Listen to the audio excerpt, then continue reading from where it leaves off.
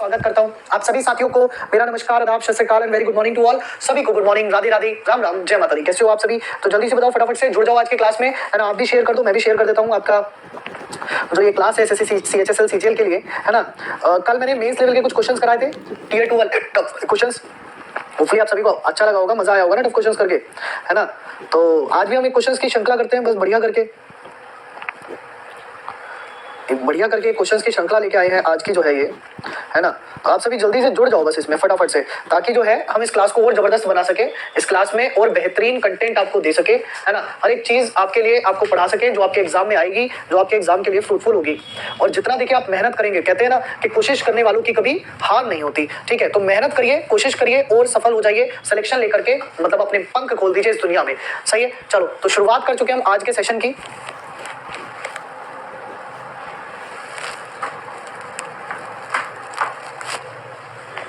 आज जो है कैलेंडर हमारा टॉपिक है।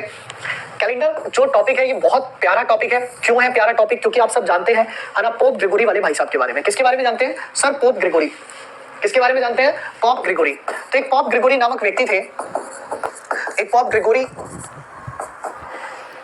ग्रिगोरी 13 नामक एक व्यक्ति थे, और ये मतलब एक बहुत ही व्याख्यात व्यक्ति थे। तो इन्होंने क्या किया, इन्होंने कहा कि जी मैं जो है वो एक कैलेंडर दे रहा हूं जिसका नाम है ग्रेगोरियन कैलेंडर।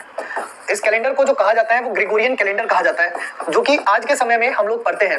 और पोप ग्रेगोरी की आत्मा ने कहा, वो पोप ग्रेगोरी भाई साहब ने कहा कि जो कैलेंडर है ना वो कुछ इस तरह से पढ़ना है कि इसमें दो चीजें होती हैं। ग्रेगोरियन कैलेंडर में बेसिकली हमें दो चीजें पढ़नी होती हैं। एक होता है ईयर यानी कि वर्ष, एक होता है ईयर यानी कि वर्ष, और एक होती है सेंचुरी यानी कि शताब्दी। एक होती है सेंचुरी यानी कि शताब्दी। तो इसने कहा इस तरीके से दो चीजें आपको पढ़नी है, एक तो ईयर यानी कि वर्ष और एक सेंचुरी यानी कि शताब्दी। अब इन दो चीजों में भी अलग अलग खेल आए, इन दो चीजों में भी अलग अलग खेल आए। इन्होंने अपने आप को दो तरीकों में बांटा। इन्होंने बात कहा हर एक चीज जो है वो दो प्रकार से काउंट होगी। एक होगी ऑर्डिनरी काउंट यानी कि सामान्य, ऑर्डिनरी यानी कि सामान्य, और एक होगी लीप यानी कि अधिवर्ष जिसको कहते हैं। अब अधिवर्ष में इसलिए नहीं लिख रहा क्योंकि वो तो लीप ईयर हो गया, अधि शताब्दी में इसलिए नहीं लिख रहा, वो लीप सेंचुरी हो गई, है ना। तो मैंने कहा एक होती है लीप और एक होता है आपका सामान्य यानी कि ऑर्डिनरी, ठीक है। अब एक एक करके डिस्कस करेंगे। सबसे पहले डिस्कस करेंगे ईयर पर कि ईयर का कॉन्सेप्ट क्या है। तो सबसे पहले जो डिस्कशन का पॉइंट ऑफ व्यू आता है वो आता है ईयर यानी कि वर्ष। सबसे पहले डिस्कशन का जो पॉइंट ऑफ व्यू आता है वो आता है ईयर यानी कि वर्ष। अब वर्ष का रोल क्या है? ईयर की अगर हम बात करें तो ईयर का जो रोल है वो दो प्रकार से देखा जाता है। ईयर का जो रोल है वो दो प्रकार से देखा जाता है। सबसे पहले ईयर को अगर हम देखें तो एक होता है हमारा ऑर्डिनरी ईयर। कौन सा ईयर? ऑर्डिनरी ईयर, ठीक है। सबसे पहला होता है आपका ऑर्डिनरी ईयर, और एक होता है आपका लीप ईयर। एक क्या होता है आपका? Leap year. और लीप ईयर में क्या होता है? लीप ईयर का अर्थ होता है लीप वर्ष। लीप ईयर का अर्थ क्या हो जाता है? तो लीप ईयर का अर्थ होता है लीप वर्ष, और ऑर्डिनरी ईयर का अर्थ होता है सामान्य वर्ष। क्या होना बेटा? सामान्य वर्ष, ठीक है। तो ये दो तरीके से वर्ष होते हैं, दो तरीके के आपके ईयर होते हैं। अब इसको और थोड़ा सा ब्रॉडली एक्सप्लेन करते हैं कि लीप ईयर में या फिर ऑर्डिनरी ईयर में क्या रिलेशंस हैं, यानी कि क्या संबंध है, कैसे लीप ईयर देखा जाता है, कैसे ऑर्डिनरी ईयर देखा जाता है। इस पर अगर हम बात करें कि कैसे लीप ईयर देखा जाता है, कैसे ऑर्डिनरी ईयर देखा जाता है, यदि इस पर हम बात करें तब हम क्या देख सकते हैं, देखेंगे।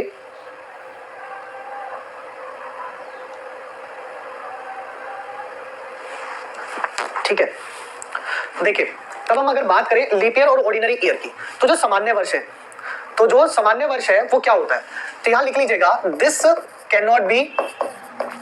Can not be divided by 4, है ना।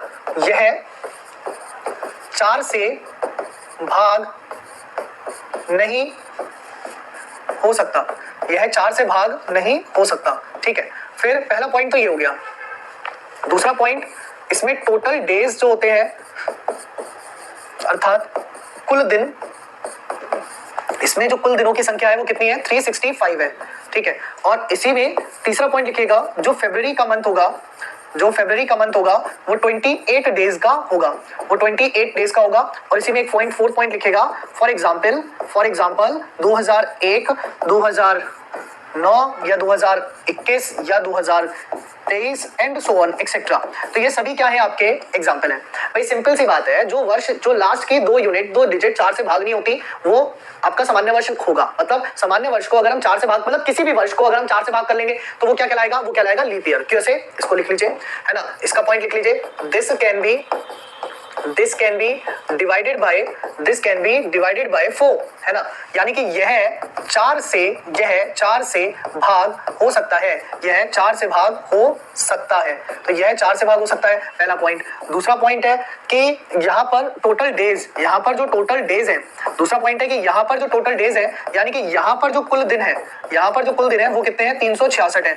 ऐसा क्यों हुआ? ऐसा हुआ फरवरी के कारण। ऐसा क्यों हुआ? तो ऐसा हुआ फरवरी के कारण। फरवरी के मंथ में जो यहाँ पर होते हैं 29 डेज होते हैं, फरवरी के मंथ में जो यहाँ पर होते हैं वो 29 डेज होते हैं। और जो चौथा पॉइंट आ रहा है वो आ रहा है एग्जाम्पल के तौर पर। अगर मैं इसका एक एग्जाम्पल देखूं, फॉर एग्जाम्पल जैसे कि 2004 या 2016 या भी 2020 बीता था, या अगला जो वर्ष आएगा वो होगा 2024 एंड सो ऑन। सो ये सभी क्या हो गए, आपके लीप वर्ष हो गए। दोनों का अंतर आपको समझ आया? यस और नो, जल्दी से बताइए।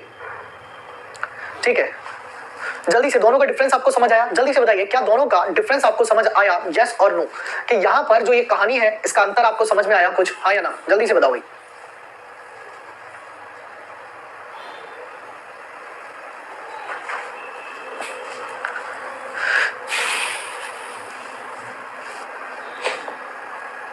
बाद में कोई मत पूछना कि सर इसका अंतर समझ नहीं आ रहा, बता रहा हूं मैं, बाहर में एक कमेंट ना आ जाए ये वाला कि इनका डिफरेंस समझ नहीं आया। चलो आ गया तो अच्छी बात है। अब इसके बाद जो दूसरे पॉइंट आता है वो आता है आपका सेंचुरी का। सेंचुरी मतलब कि शताब्दी। जब सचिन तेंदुलकर सेंचुरी मारते थे तो हम उसको क्या बोलते हैं, शतक बोलते हैं, है ना। पर यहाँ पर जो सेंचुरी है वो शताब्दी वाली सेंचुरी है ना। वो कौन सी वाली है? शताब्दी वाली। शताब्दी का एग्जाम्पल अगर मैं देना चाहूँ तो इसका एग्जाम्पल क्या हुआ? इसका एग्जाम्पल हुआ जैसे 1900, है ना, जैसे 2000। तो ये दोनों ही क्या है? ये दोनों ही शताब्दी है, लेकिन दोनों में एक अलग ही प्रकृति है। दोनों की जो प्रकृति है वो अलग अलग है ना। अब दोनों की जो प्रकृति है वो अलग अलग है। अब वो कैसे अलग है, इस पर अगर हम बात करें तो दोनों की जो प्रकृति है वो अलग है, और कैसे अलग है इस पर अगर हम चर्चा करें तो ये देखो, इस पर अगर हम बात करें तो ये देखो कि इसकी जो प्रकृति है और इसकी जो प्रकृति है वो कैसे अलग अलग है, कि इसमें भी दो प्रकार की होती है। एक होती है ऑर्डिनरी सेंचुरी, एक क्या होता है? Ordinary century. ऑर्डिनरी सेंचुरी का अर्थ होता है आपका सामान्य शताब्दी। ऑर्डिनरी सेंचुरी का अर्थ है आपका सामान्य शताब्दी। ठीक है, तो ये हो गई आपकी ऑर्डिनरी सेंचुरी। एक होती है आपकी लीप सेंचुरी, यानी कि लीप शताब्दी। एक होती है आपकी लीप सेंचुरी, क्या होती है? लीप सेंचुरी होती है, अर्थात लीप शताब्दी होती है, अर्थात लीप शताब्दी होती है। तो दो तरीके की शताब्दी होती है, एक होती है सामान्य शताब्दी और एक होती है लीप शताब्दी। ठीक है, अब इसमें भी और एक कॉन्सेप्ट है ऑर्डिनरी में और लीप में। इसमें क्या कि यह 400 से भाग नहीं होता है। ध्यान देना मेरी बातों पे, यह 400 से भाग नहीं होता है। और यहाँ पर लीप सेंचुरी जो है यह 400 से भाग होता है, यह 400 से भाग होता है। तो जो लीप होती है ना वो 400 से भाग होती है, और जो सामान्य होती है ना वो 400 से भाग नहीं होती है। ठीक है, जो लीप होती है ना वो 400 से भाग होती है, और जो सामान्य होती है वो ना 400 से भाग नहीं होती है। ये वाला जो कॉन्सेप्ट है इस पर थोड़ा सा ध्यान देना, इस वाली बात पर थोड़ा सा फोकस करना, क्योंकि ये फोकसेबल चीजें हैं। ठीक है, कि सेंचुरी हमेशा 400 की बात करेगा, वरना कंफ्यूजन क्या होता है, हम ना देखते हैं 1900, हम देखते हैं इसको 4 से भाग करने लगते हैं, हम कहते हैं कि यार 1900 जो है वो तो 4 से भाग हो सकता है सर, हम यही कह देते हैं। फिर हमारा एक एक्सक्यूज होता है कि 1900 जो है वो सर 4 से भाग हो जाएगा, कोई बड़ी बात नहीं है। लेकिन असल में ऐसा है ही नहीं, कॉन्सेप्ट ही नहीं है। 1900 की जब बात करेगा तो 400 की बात करेगा, 2300 की जब बात करेगा तो 400 की बात करेगा। ठीक है, 2300 की जब बात करेगा तो 400 की बात करेगा। Clear to all? इसके एग्जाम्पल देख लो, इसके एग्जाम्पल देख लो भाई। एग्जाम्पल क्या क्या है? फॉर एग्जाम्पल अगर यहां बात करोगे तो ये कितना हो जाएगा? ऑर्डिनरी नहीं है, जो नहीं है वो होगा 100, 200, 300, 500, 600, है ना, 700, 800, 700, 900, 1000, 1100, 1300, उसके बाद 1400, 1500, 1700, 1800, 1900, 2100 एक्सेट्रा एंड सो ऑन। सो ये सभी क्या होते हैं? ये सभी आपके सामान्य शताब्दी के एग्जांपल है। ये सभी क्या है? ये सभी आपके सामान्य शताब्दी के एग्जांपल है। अब यही अगर मैं लीप शताब्दी पे बात करूं, इसके एग्जांपल देखूं तो बच्चे लीप शताब्दी पे यानी कि इसके जो एग्जांपल है वो कैसे होंगे? तो वो होंगे आपके 400, 800, 1200, 1600, है ना, और 2000 एक्सेट्रा। अब दोनों का अंतर समझ आ गया होगा। देखो ये सारी की सारी वैल्यूज 400 से भाग हो सकती है, और ये सारी की सारी वैल्यूज 400 से भाग नहीं हो सकती है। ठीक है, तो दोनों का जो अंतर है वो यही है कि एक वैल्यू तो 400 से भाग हो सकती है और एक वैल्यू 400 से भाग नहीं हो सकती है। जो 400 से भाग नहीं हो सकती वो सामान्य शताब्दी कहलाएगी, और जो 400 से भाग हो सकती है वो लीप शताब्दी कहलाएगी। वो क्या कहलाएगी? वो आपके लीप शताब्दी कहलाएगी। वो क्या कहलाएगी? वो आपके लीप शताब्दी कहलाएगी। ठीक है,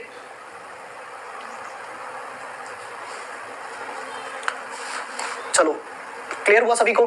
फटाफट से बताओ। हाँ सर क्लियर है। मतलब शताब्दी में और वर्ष में अंतर समझ में आ गया, है ना, शताब्दी में और वर्ष में अंतर समझ में आ गया। अच्छा चलो अब इसके आगे हम क्वेश्चन देखते हैं। पहले एक ये क्वेश्चन देखो, इसका आंसर करो जरा जल्दी से, फटाफट से इस क्वेश्चन का आंसर करो जरा जल्दी से कि ये क्वेश्चन क्या कह रहा है यार, कि ये क्वेश्चन क्या कह रहा है, इस क्वेश्चन का सेंस बनाओ।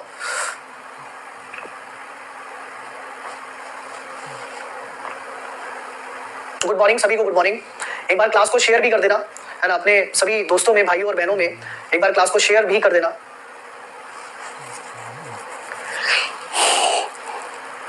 सर 200 भाग हो सकता है, 200 कैसे भाग हो सकता है 400 से? हमने नहीं पढ़ा बचपन से आज तक कि हम 200 को 400 से भाग कर सके। 200 को 400 से भाग अगर हम करेंगे तो 1/2 आएगा, कहाँ होगा भाग? भाग होने का अर्थ होता है पूर्णतः भाग हो जाना। पूर्णतः भाग कब होता है? जब उसका जो सम है वो 0 हो जाए, वो 1 हो जाए, है ना, जो उसका रिमाइंडर है वो 0 हो जाए, ठीक है, उसका जो रिमाइंडर है वो क्या हो जाए? 0 हो जाए। तो रिमाइंडर 0 होगा तभी तुम्हारा आंसर सही होगा, ठीक है। अब ये देखो, कह रहा है which of the following is an ordinary year, निम्नलिखित में से कौन सा एक साधारण वर्ष है? तो साधारण वर्ष वो जो 4 से भाग ना हो, है ना, जो 4 से भाग ना हो, 4 से भाग ना हो वो होगा साधारण वर्ष। अब देखो यहाँ 4 से भाग कौन सा नहीं हो सकता? तो कहिएगा 2007 नहीं होगा, है ना। 4 से भाग कौन नहीं हो सकता? तो जनाब 4 से भाग 2007 नहीं हो सकता। तो 2007 जो है आपका प्रश्न का सही उत्तर बनेगा। अगला प्रश्न देखिए, नेक्स्ट है आपकी स्क्रीन पर, अगला प्रश्न बनाइए। अगला प्रश्न क्या कह रहा है ये देखिए,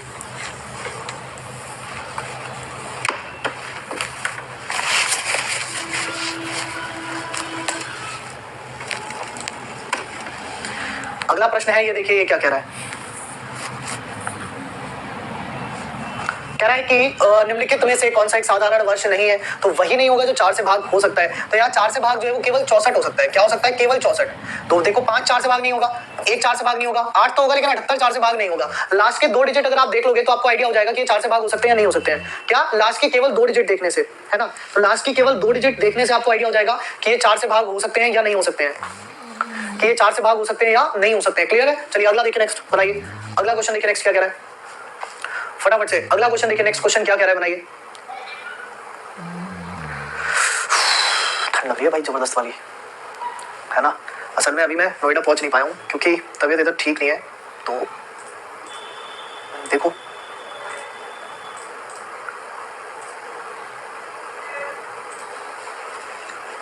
ठीक है। अब देखो कह रहा है which of the following is a leap year. किसकी बात कर रहा है? लीप ईयर की बात कर रहा है। लीप ईयर अर्थात लीप वर्ष, लीप ईयर अर्थात लीप वर्ष, ठीक है। अब देखो 2004 जो है वो लीप ईयर है क्योंकि 4 से भाग हो सकता है। लास्ट के 2 डिजिट से चेक हो गया ना, ये 4 से भाग नहीं होगी, ये भी 4 से भाग नहीं होगी, ये भी 4 से भाग नहीं होंगी, लेकिन आपका ये 4 से भाग हो जाएगा। तो ऑप्शन ए जो है वो इसका आंसर होगा। ऑप्शन ए जो है वो इसका सही आंसर बनेगा, ठीक है। अगला क्वेश्चन देखो, नेक्स्ट है, कह रहा है निम्नलिखित में से कौन सा लीप वर्ष अधिवर्ष नहीं है? कि which of the following is not a leap year, which of the following is not a leap year, इनमें से कौन सा एक लीप वर्ष यानी कि अधिवर्ष जो है वो नहीं है? बताइए। सेटिंग अरेंजमेंट भी कराऊंगा बेटा, सारे टॉपिक कराऊंगा मैं आपको, एक भी टॉपिक ऐसा नहीं है जो नहीं कराऊंगा। क्यों परेशान हो रहा है? मैंने उस दिन सिलेबस बोला था ना कि YouTube पर ये वाली जो प्लेलिस्ट है ये बिल्कुल समय समांतर तक रहेगी, है ना। इसको मैं क्रिएट करके आपके लिए दे दूंगा कि भाई जिसको YT पे YouTube पे पढ़ना है वो पढ़िए। कह रहा है निम्नलिखित में से कौन सा लीप वर्ष नहीं है अर्थात अधिवर्ष नहीं है? तो जो 4 से भाग ना हो वही तो लीप वर्ष नहीं होगा। लीप वर्ष नहीं है का अर्थ क्या हो गया? कि वो सामान्य वर्ष है ना। लीप वर्ष नहीं है का अर्थ क्या हो गया भाई? कि वो सामान्य वर्ष है, यही तो इसका अर्थ हुआ। अब यहाँ देखो तो ये तो 4 से भाग हो जाएगा 72, ये भी हो जाएगा 92 भी हो जाएगा, 94 नहीं होने का। तो 1994 जो है वो लीप वर्ष नहीं है। 1994 जो है वो क्या नहीं है? वो लीप वर्ष नहीं है, ठीक है। क्लियर हो गया सभी को? अगला क्वेश्चन देखो, नेक्स्ट है, बनाओ। Which of the following is not a leap year, निम्नलिखित में से कौन सा लीप वर्ष नहीं है? अब यहाँ पर कंफ्यूजन होता है कि सर ये तो सभी 4 से भाग हो जाएंगे, लेकिन असल में क्या ये वर्ष है? असल में क्या ये वर्ष है? ये शताब्दी है, और शताब्दी जो है वो 4 से भाग नहीं होती। शताब्दी जो है वो 4 से भाग नहीं होती है। शताब्दी किससे भाग होती है? शताब्दी 400 से भाग होती है ना। शताब्दी जो है वो किससे भाग होती है? तो बच्चे शताब्दी जो है वो आपके 400 से भाग होती है। अब यहाँ अगर आप देखोगे तो 1600 तो 400 से भाग हो जाएगा, बिल्कुल कट सकता है। 2000 भी आपके 400 से भाग हो जाएगा, बिल्कुल कट जाएगा। और ऐसे ही आपका 1200 जो है वो भी 400 से भाग हो जाएगा, लेकिन आपका 1800 400 से भाग नहीं होगा। जिसको लग रहा है सर कैसे भाग हो जाएगा, तो देखो 20 से 20 4 चौक 16, है ना, 20 20 4 5 20, 20 20 4 3 12, लेकिन यहाँ 20 कटे, 4 चौक 16, 2 रहे क्या? शेष। तो हमें शेष नहीं चाहिए। जहां शेष रह रहा है, जहां शेष रह रहा है वो हमारे लिए व्यर्थ है, हमें शेष तो चाहिए ही नहीं। तो जब हमें शेष नहीं चाहिए मतलब हमारा आंसर क्या हो गया? ऑप्शन डी हो गया। The right answer is option D. So option D will be the right answer. Option D will be the right answer. Clear? सही है, जल्दी आएगा Sonam Kushwaha. Option D will be the right answer. अगला question देखो, next है, अगला बनाओ। अगले क्वेश्चन से पहले देखो एक प्यारी सी स्लाइड दिख रही है ना। हर एक तरीके की पीडीएफ लेने के लिए ये क्लास का किसी को लिंक नहीं मिलता, किसी को वीडियो का शॉर्ट नहीं मिलता, तो वो सब कुछ आपको मिलेगा कहाँ? पुलकित सर एग्जाम्पल नोट्स में। तो आप सभी लोग पुलकित सर एग्जाम्पल नोट्स वाला जो हमारा टेलीग्राम चैनल है इसको भी ज्वाइन कर लीजिए, क्योंकि इसमें अनेकों पीडीएफ, अनेकों क्लास के लिंक सब कुछ इसमें आते रहते हैं, है ना। आपको कहीं भी भटकने की जरूरत नहीं पड़ेगी। कहते हैं वन हेड सॉल्यूशन है, एक ही जगह पर सारा सॉल्यूशन यहाँ पर आपको मिल जाता है चीजों का। इसके बाद यदि हम बात करें एसएससी फाउंडेशन के बारे में, जैसे कि आप सभी तैयारी कर रहे हो, है ना, तो आपकी तैयारी और अच्छी आप कर सकते हो। कैसे? आपके पास 2023 एक सुनहरा वर्ष है, गोल्डन ईयर है। इस 2023 में अगर आपने एसएससी, सीजीएल, सीएचएसएल, एमटीएस ये सब आप देखोगे, दो बार हो गए, है ना। सीएचएसएल 2 बार हो गया, एमटीएस 2 बार है, फिर उसके बाद आपका ये सीजीएल है, सीपीओ है, स्टेनो है, बहुत ज्यादा वैकेंसीज है, और ये भी सिर्फ अगस्त तक की, कैलेंडर अगस्त तक का आया है। अगस्त के बाद की एक बार और आएगा भी। तो ये समय है मेहनत करने का। यदि आज मेहनत कर ली ना तो सिलेक्शन पक्का है। और एसएससी के लिए आपको डेली 8 घंटे 10 घंटे पढ़ने की जरूरत है, आप पेपर निकाल सकते हो, जिसमें कि आपके साथ एग्जाम्पल एकदम बिल्कुल साथ खड़ा है आपके, है ना। जिसमें एसएससी का जो आपका फाउंडेशन बैच है ये आप लोग ले सकते हो। इस फाउंडेशन की बैच की अगर बात करूं तो इसमें लाइव क्लासेस है, इसमें पीडीएफ नोट्स है, इसके डेली प्रैक्टिस पेपर्स है, इसमें मॉक टेस्ट सीरीज है, इसमें सेक्शनल टेस्ट है, इसमें डाउट सेशंस है, और ये सब कुछ आपको पूरा फाउंडेशन इसमें प्री भी पढ़ाएंगे और मेंस के बारे में भी पढ़ाएंगे। तो प्री प्लस मेंस का ये पूरा फाउंडेशन बैच जो है वो भी 899 का है, लॉन्च प्राइस तक। कब तक लॉन्च ऑफर में? इसके बाद प्राइस बढ़ेगा, और ये जो लॉन्च ऑफर है ना वो सिर्फ 31 जनवरी तक अवेलेबल है, मतलब 1 फरवरी से पक्का इसका प्राइस बढ़ेगा। तो आप लोग जुड़ जाइए इस बैच में, और इसकी क्लासेस भी जो है वो 1 फरवरी से शुरू होंगी, है ना। तब से हम इसको जबरदस्त तरीके से पढ़ना शुरू करेंगे। चलिए, तो अब हम आगे बढ़ते हैं, आगे का कॉन्सेप्ट सीखते हैं। इतना हमने पढ़ लिया, अब हम जानेंगे ऑड डेज के बारे में। किसके बारे में जानेंगे? अब हम जानेंगे ऑड डेज के बारे में, कि ऑड डेज क्या होते हैं।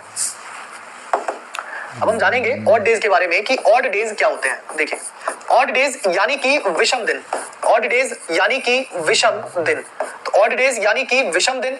अब विषम दिन क्या होते हैं इसके बारे में आइए थोड़ी सी बातचीत करते हैं, इसके बारे में आइए थोड़ी सी वार्तालाप करते हैं कि आखिर विषम दिन क्या होते हैं। जैसे ऑर्डिनरी ईयर था, जैसे क्या था? ऑर्डिनरी ईयर था, यानी कि सामान्य वर्ष था। ऑर्डिनरी ईयर था, या हम बोले सामान्य वर्ष था। क्या था भाई? सामान्य वर्ष था। तो इसमें कितने ऑड डेज पाए जाएंगे? इनका यूज कहाँ होगा? इनका यूज होगा जब आपको क्वेश्चन दिया गया होगा कि यदि 1 जनवरी 2005 का मंगलवार है तो 1 जनवरी 2006 का क्या दिन होगा। यदि 1 जनवरी 2005 का मंगलवार है तो 1 जनवरी 2006 का क्या दिन होगा। जब इस तरीके के प्रश्न आएंगे तब इन्हीं विषम दिनों का यानी कि ऑड डेज का जो है वो यूज आएगा। तभी इन विषम दिन का यानी कि ऑड डेज का जो है वो यूज आएगा। ठीक है, कैसे आएगा? देखिए, जब हमने बात की सामान्य वर्ष की, तो सामान्य वर्ष में कुल दिनों की संख्या कितनी है? तो सामान्य वर्ष में कुल दिनों की संख्या कितनी है? 366 है। सामान्य वर्ष में कुल दिनों की संख्या कितनी है? 366 है। तो कितना हो गया? 7 पंजे 35 हो गया, 1 बचा शेष, 6 उतारा, 7 दूनी 14 हो गया, बचा शेष कितना? 2। बचा शेष कितना? 2। तो 7 से भाग करने पर जो शेष बचता है वही विषम दिन या ऑड डेज या एक्स्ट्रा डेज यानी कि ज्यादा दिन कहलाता है। और जो भागफल होता है, और जो आपका ये भागफल कहलाता है, ये कहलाता है आपका वीक, उस सप्ताह के दिन, अर्थात 52 सप्ताह थे वहां पर। तो यहां पर सामान्य वर्ष में आपके जो ऑड डेज निकल के आए वो निकल के आए कितने? 0 एक सेकंड, गलती हो गई इसमें, गलती कहां हो गई? गलती यहां हो गई कि सामान्य वर्ष लिखा है ना, तो सामान्य वर्ष में तो कुल दिनों की संख्या 365 होती है। सामान्य वर्ष में कुल दिनों की संख्या कितनी होती है? 365। तो 7 पंजे 35, 1 बचा शेष, 5 उतारा आपने, 7 दूनी 14, फिर 2 बचा शेष, फिर 7 दूनी 14, तो 1 बचा शेष। तो यहां पर जो ऑड डेज होते हैं सामान्य वर्ष में, जो ऑड डेज की वैल्यू होती है वो 0-1 होती है। हाँ, 365। अरे ठीक है अमन भाई, काशीराम, और ये कौन है? करिश्मा। ठीक है, मैं समझ गया भाई, समझ गया। नहीं, कृतिष्ठा बेटा, बड़ा ही डिफिकल्ट नाम है जो भी नाम है आपका, लिटरली डिफिकल्ट है। चलिए कोई नहीं,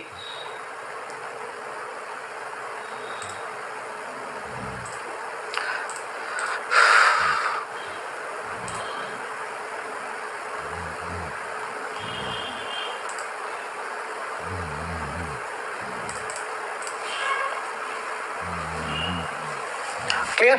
चलिए, so next question, next point आता है इसमें ऑर्डिनरी ईयर के बाद, जो इसमें आता है वो आता है लीप ईयर का। इसमें जो नेक्स्ट पॉइंट आता है ऑर्डिनरी ईयर के बाद वो आता है लीप ईयर का, यानी कि लीप वर्ष। लीप ईयर यानी कि लीप वर्ष। तो लीप ईयर यानी कि लीप वर्ष की बात करें तो ये क्या होगा?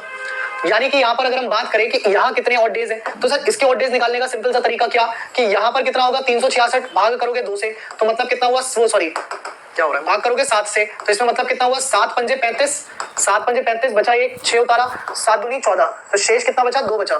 शेष कितना बचा? 2 बचा। और जो शेष होगा, मैंने क्या कहा? The remainder and after dividing by 7, so जो शेष बचता है 7 से भाग करने के बाद, वही क्या कहलाता है? ऑड डेज कहलाता है। तो इसके ऑड डेज कितने हुए? इसके ऑड डेज कितने हुए 0 2 हुए, इसके ऑड डेज कितने हुए तो इसके ऑड डेज जो है वो आपके 0 2 हो गए। अब इसी की मदद से हम कुछ क्वेश्चंस को डील करेंगे। क्वेश्चन मान लीजिए पहला क्वेश्चन है कि यदि, मैं यहाँ पर यदि शब्द इसलिए लिख रहा हूँ क्योंकि ये कंफर्म नहीं है कि सही होगा या गलत होगा, हो सकता है सही हो सकता है गलत हो, इसलिए मैंने यहाँ पर यदि शब्द का उपयोग किया है। कहता है कि यदि, क्या कह रहा है कि यदि 1 जनवरी, कह रहा है कि यदि 1 जनवरी 2019 का दिन मंगलवार था यानी कि ट्यूसडे था, तो बताइए कि 1 जनवरी 2020 का क्या दिन होगा। तो बताइए 1 जनवरी 2020 का क्या दिन होगा, बताइए जल्दी से। कह रहा है यदि 1 जनवरी 2019 का मंगलवार था तो 1 जनवरी 2020 का क्या दिन होगा, जल्दी से बताइए फटाफट से।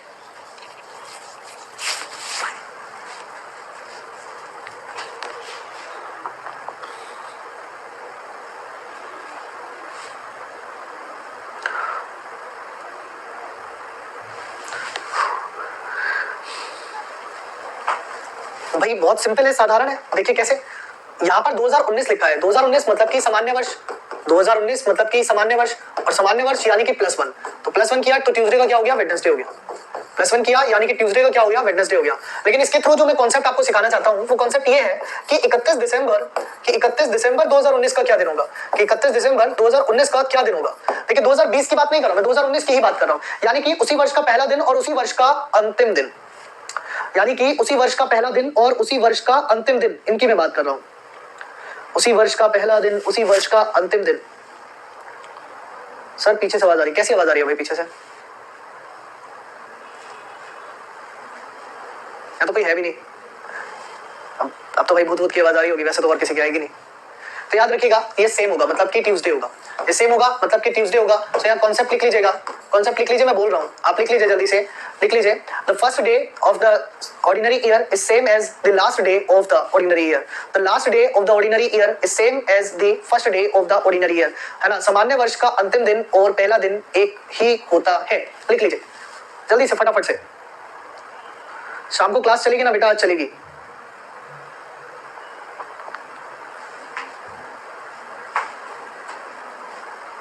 लिख लीजिए जल्दी से कि सामान्य वर्ष का पहला दिन और सामान्य वर्ष का अंतिम दिन समान होता है ना। The last day of the ordinary year is same as the first day of the ordinary year.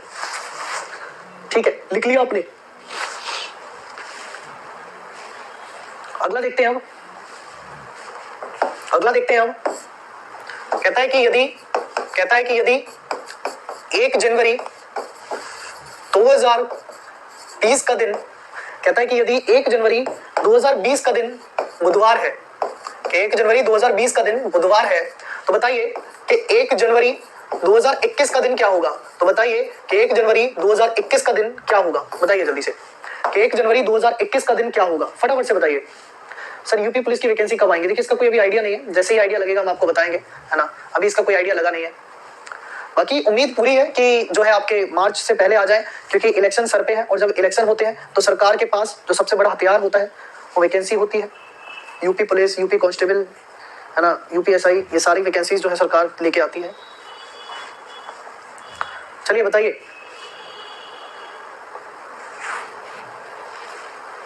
बहुत बढ़िया। मैं देखिए हमेशा कहता हूं कि आपको ना यूपी पुलिस हो या कोई भी एग्जाम हो, उसके साथ बस इंग्लिश एक्स्ट्रा पढ़नी है। और जैसे ही आप इंग्लिश एक्स्ट्रा पढ़ते हो ना, 1 से 1.5 साल में आप जॉब ले लेते हो। पता है आपको ये बात?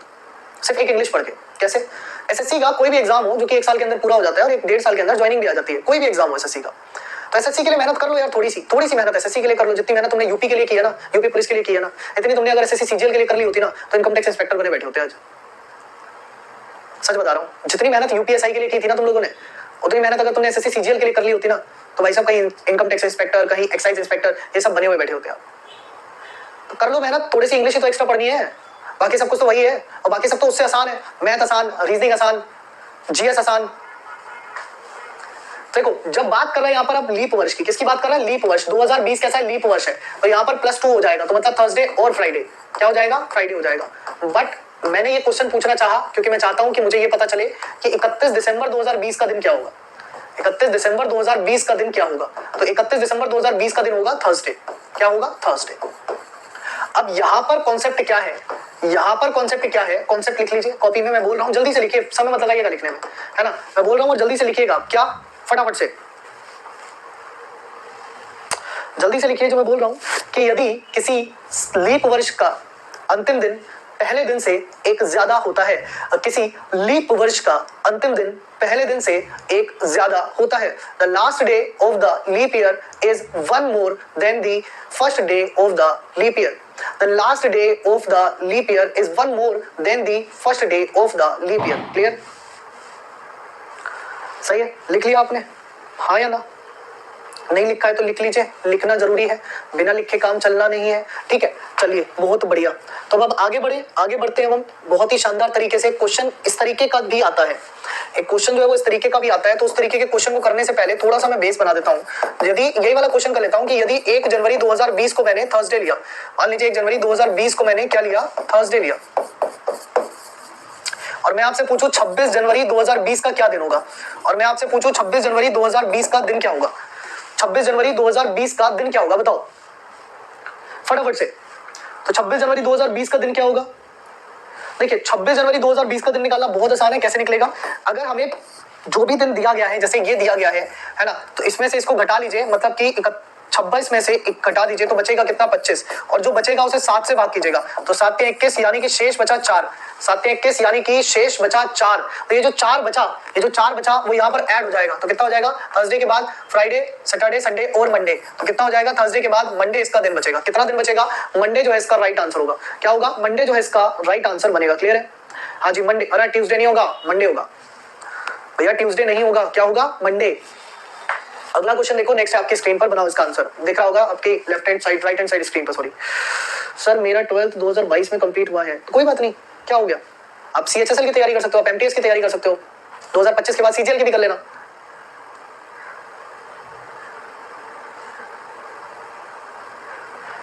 एक्स पंडित गेमिंग वाईटी, कल वाली जो सीजीएल मेंस की क्लास है ना, वो पूरी क्लास करो। हर क्वेश्चन को 30 सेकंड का टारगेट लेके चलना। अगर आप उसमें 30 सेकंड में, हर क्वेश्चन को 30 सेकंड का टारगेट लेके चलना। 30 में से अगर आप 25 क्वेश्चन, 25 छोड़ो, अगर आप 10 क्वेश्चन भी कर पाए ना, तो आप समझ लेना आपको बहुत हार्ड लेवल आता है। अगर आप उसमें से 30 सेकंड में 10 क्वेश्चन नहीं कर पाए, अब ऐसा थोड़ी ना है कि एक क्वेश्चन पे आप 3-3 मिनट लोगे। 30-30 सेकंड लेना। जाओ कल वाली क्लास देख के आओ। अब यहाँ देखिए, कह रहा है जनवरी और मार्च। जब भी इस तरीके का क्वेश्चन दिखाई दे तो आपको ये देखना है कि किस किस की बात कर रहा है। तो ये बात किसकी कर रहा है? जनवरी की। फिर ये बात किसकी कर रहा है? फरवरी की। और फिर ये बात किसकी कर रहा है? मार्च की। ठीक है, फिर ये बात किसकी कर रहा है? मार्च की। अब ये कह रहा है जी जनवरी के बचे हुए दिन लिखने हैं। ध्यान रखिएगा हमेशा, जब भी आप भविष्य की बात करेंगे, जब आप फ्यूचर फोरकास्टिंग करेंगे, जब आप भविष्य निकालेंगे, तो आप क्या करेंगे? आप लिखेंगे जनवरी के बचे हुए दिन। जनवरी के बचे हुए दिन कितने हैं? तो जनवरी के बचे हुए दिन है 31 - 7 यानी कि 24 दिन। फरवरी में कुल दिन कितने होते हैं? अब ये बात कर रहे हैं 1997 की, तो फरवरी 28 की होगी। और मार्च की जो तारीख दी गई है वो तारीख आप लिखेंगे यहाँ पर 25। वो तारीख आप यहाँ पर लिखेंगे कितनी? 25। ठीक है, वो तारीख आप यहाँ पर लिखेंगे कितनी? 25। 8 4 12, 12 5 17, 17 का 7 करिए, 1 2 2 4 2 6 और 1 7, कितना हुआ? 77। इसको 7 से काटा तो 11 दाई 77, 11 दाई 77। अब शेष तो 0 बचा, अब शेष तो 0 बचा। अब जो शेष बचा, ठीक है, अब जो शेष बचा, ठीक है, अब जो शेष बचा वही आपका आंसर हो गया, यानी कि ट्यूसडे। जो शेष बचा वही आपका आंसर हो गया, यानी कि Tuesday. Tuesday will be the right answer. Clear है? चलो बहुत बढ़िया। अच्छा बच्चे, इसका जो आगे का पोर्शन है वो हम कल डिस्कस करेंगे। और उससे पहले मैं आपको एक इंपॉर्टेंट चीज दे दूं, वो ये कि इसकी जो पीडीएफ है, और जो कल मैंने हार्ड लेवल क्वेश्चन की सीरीज शुरू की थी, उसकी जो पीडीएफ है वो मिलेगी आपको Pulkit sir example notes Telegram channel पर, है ना। So Pulkit sir example notes Telegram channel जो है उसको ज्वाइन कर लीजिए, वो वहां पर आपको मिल जाएगी। एंड इंपॉर्टेंट इज कि यदि आप CGL, CHSL, CPO, steno, MTS की तैयारी कर रहे हैं और आप अपना प्री प्लस मेंस कवर करना चाहते हैं, तो आपके पास इस समय बहुत ही बेहतरीन जो चयन करने का मौका है वो एग्जाम की टीम है ना। मैंने आपको कल एक सीजीएल मेंस लेवल की क्लास भी कराई थी और आपको दिखाया था कि सीजीएल मेंस में कैसा लेवल अगर वो रखेगा तब भी आप कर सकते हैं, क्योंकि मैं आपको करा रहा हूं, है ना। तो यहाँ पर इस बैच में आप लोग जुड़ जाइए मेरे साथ और एग्जाम टीम के साथ, बिना सोचे बिना समझे, आंख बंद करके। क्योंकि कहते हैं ना कि भविष्य को बदलने के लिए कभी कभी किसी पर आंख मूंद के भरोसा करना होता है, या तो भविष्य बन जाता है या भविष्य बिगड़ जाता है। तो बिगड़ने हम देंगे नहीं, बना के हम छोड़ेंगे। तो आप लोग जुड़ जाइए एग्जाम एप्लीकेशन पर जाकर के एसएससी के फाउंडेशन बैच के साथ, ठीक है, सिलेक्शन बैच के साथ। और हम इसके आगे का जो सेशन है वो कल कंटिन्यू करेंगे। तब तक आप सभी लोग अपना ख्याल रखिएगा। कल हम पढ़ेंगे कैलेंडर का जो बचा हुआ हिस्सा है वो। तब तक के लिए take care, love you all, जय हिंद, जय भारत, जय एग्जाम्पल, विजय एग्जाम्पल।